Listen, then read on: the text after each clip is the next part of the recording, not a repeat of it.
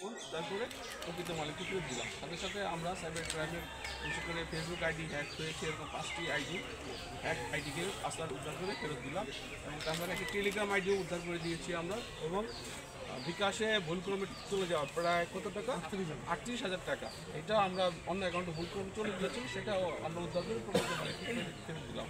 আমরা প্রতি বছরই আমরা প্রায় 2 বছর ধরে এই কার্যক্রম করছি এবং প্রতি মাসে আমরা এরকম একটা প্রোগ্রাম করে থাকি এবং এই প্রোগ্রামের মাধ্যমে মাসে একটা দিন আমরা সব মালিককে ডেকে, যারা ভুক্তভোগী ভিকটিম তাদেরকে ডেকে আমরা এই তাদের হারানো মোবাইল এবং হারানো টাকা এবং তাদের যে ফেসবুক সমস্যা হয়েছে সমাধান করার পরে আমরা তাদেরকে সেই সেবাটা বিনামূল্যে আমরা এটা প্রদান করে থাকি।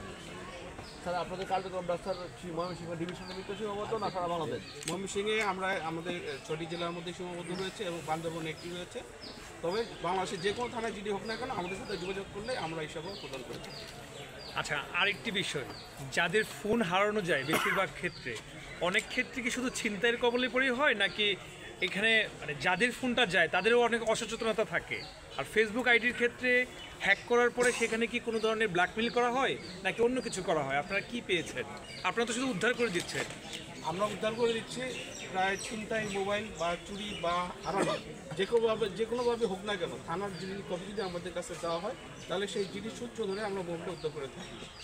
আর ফেসবুক আইডি হ্যাক হলে অনেক সময় দেখা যায় যে সেই আইডিতে তাকে অশ্লীল ছবি দিয়ে সাইবার বুলিং করে শিকার হয় বা তাদের আত্মীয় স্বজন ফোন করে টাকা